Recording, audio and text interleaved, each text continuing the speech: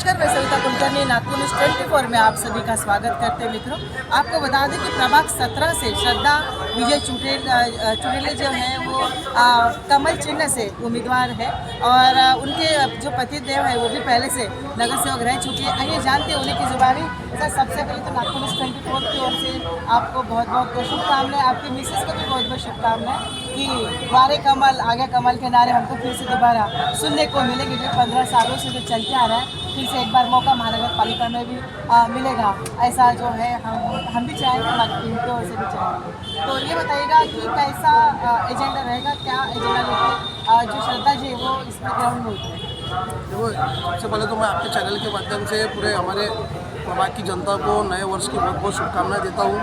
और आपने जो बताया कि 9 वर्ष के बाद में ये इलेक्शन होने जा रहे हैं नागपुर महानगर पालिका में। जी, 2022 में नगर सेवक लोगों का कार्यकाल खत्म हुआ, उसके बाद में 4 साल के बाद ये चुनाव होने जा रहे हैं और सही में जनता में और सभी में बहुत उत्साह का माहौल है चुनाव को लेके। और निश्चित रूप से आने वाला जो एजेंडा है और बहुत ही अभी यहाँ का लेडीज़ वार्ड हुआ है, आरक्षण लेडीज़ होने के कारण मेरी पत्नी जो है जिनका नाम श्रद्धा विजय चुटेले, उन्हें भारतीय जनता पार्टी की तरफ से उम्मीदवारी मिली है। इसके लिए मैं सबसे पहले तो भारतीय जनता पार्टी के हमारे मुख्यमंत्री महाराष्ट्र के श्री देवेंद्र जी फडणवीस साहब, इनका धन्यवाद करना चाहूँगा। उनके साथ साथ हमारे मार्गदर्शक श्री संदीप जी जोशी जी और साथ ही हमारे प्रवीण जी दटके जी और साथ ही मोहन जी मते जी और हमारे अध्यक्ष नागपुर शहर के दयाशंकर जी तिवारी जी और पार्टी के सभी वरिष्ठ हमारे जितने भी मार्गदर्शक हैं, सभी का मैं धन्यवाद करूँगा कि उन्होंने मुझे हमारे काम की 9 साल के काम की सराहना करके हमारे पे फिर से विश्वास जताया और मेरी पत्नी को आने वाले चुनाव में उम्मीदवारी दी।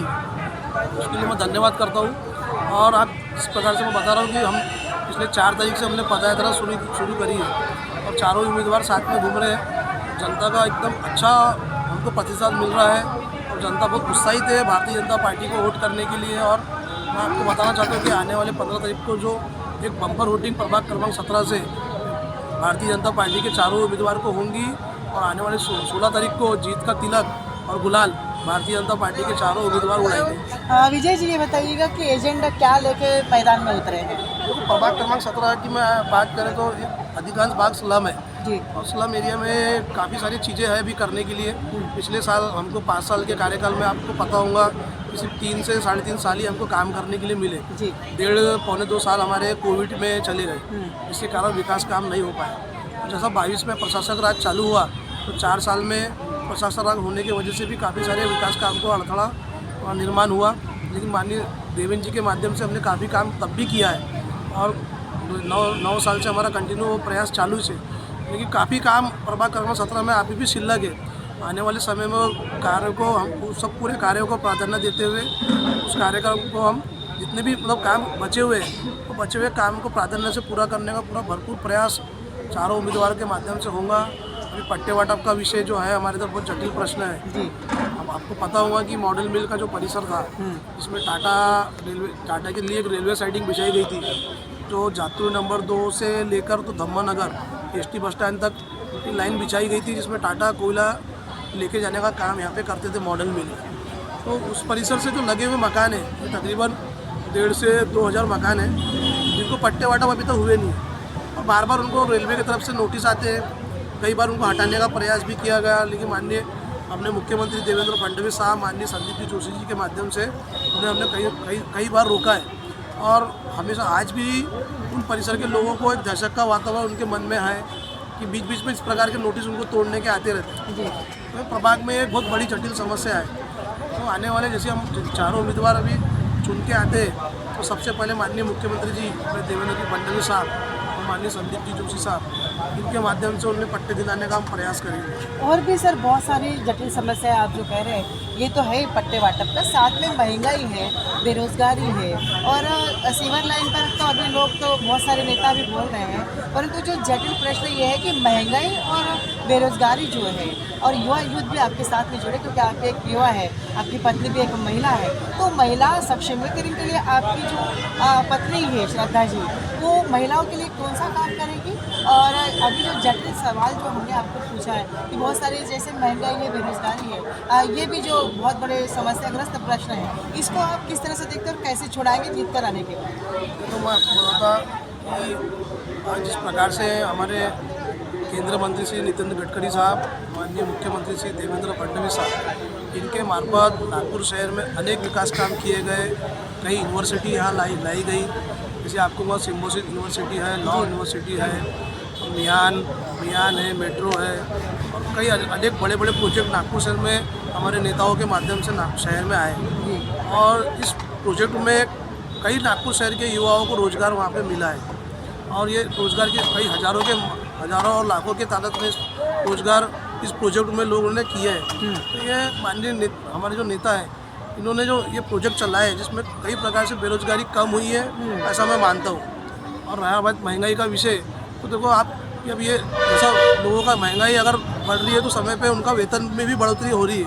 तो ये अपोजिशन वाले ज़बरदस्ती महंगाई को सामने लाकर कहीं ना कहीं निगेटिविटी फैलाने का प्रयास कर रहे हैं। उस समय में जब आप देखो कि जब उस समय में अगर लोगों का पेमेंट कम था तो महंगाई भी स्थिर थी, लेकिन जैसा जब पेमेंट में बढ़ोतरी हो रही है उस प्रकार से चीज़ों में भी बढ़त हो रही है। तो ये आगे बढ़ने वाली और निरंतर चलने वाली भाई थोड़ा सा हम लोग सर्वे के आपको थोड़ा रोकना चाहेंगे। कुछ सर्वे करने के बाद में आपके ही इमामवाड़ा में हमने देखा है कि आप ही के वार्ड में काफ़ी समस्या है, जनता हलाकान है, क्योंकि वहाँ पर नगर सेवक बनने के बाद में कोई गया नहीं, कोई आया नहीं, ऐसे भी नागरिकों का कहना था।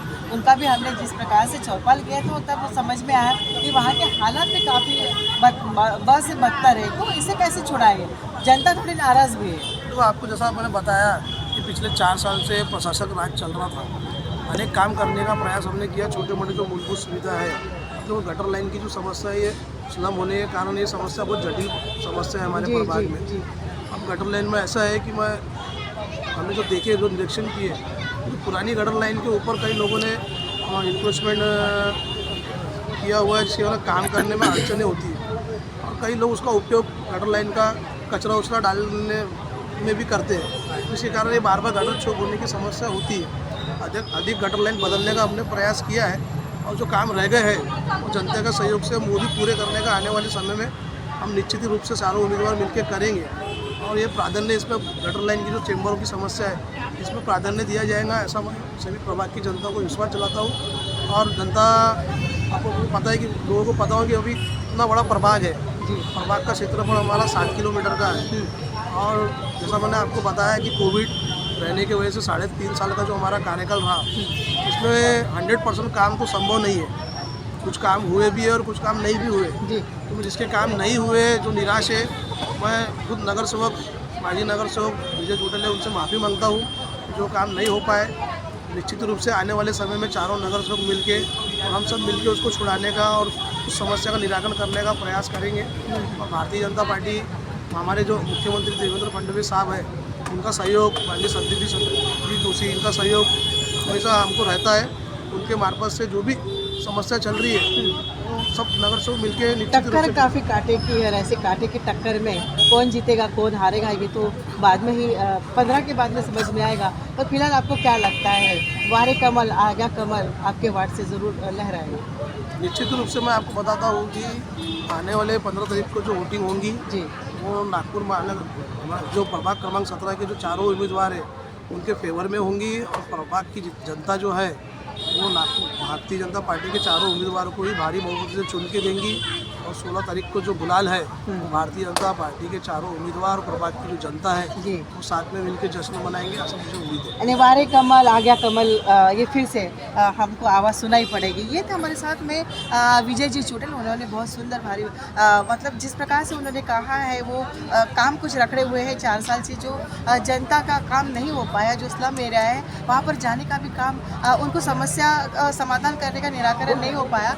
ऐसे में उन्होंने कहा है कि हम यदि चुन के आते चारों हमारे प्रभारी, तो हम ज़रूर वहाँ पर जो भी स्लम का प्रॉब्लम है वो ज़रूर करेंगे। और साथ में उन्होंने ये भी कहा है कि आने वाले 15 तारीख को कमल ये चिन्ह ही लहराएगा, और वारे कमल आ गया कमल का नारा भी आपको सुनने को बहुत जल्दी मिलेगा। ये तो मित्रों पिक्चर थी, ट्रेलर अभी बाकी है। आने वाले 15 तारीख के बाद में रिजल्ट क्या है, कौन बनता है मुकद्दर का सिकंदर, ये भी अभी देखना बाकी है। मैं सविता कुलकर्णी, नागपुर 24 के लिए, नागपुर महाराष्ट्र से।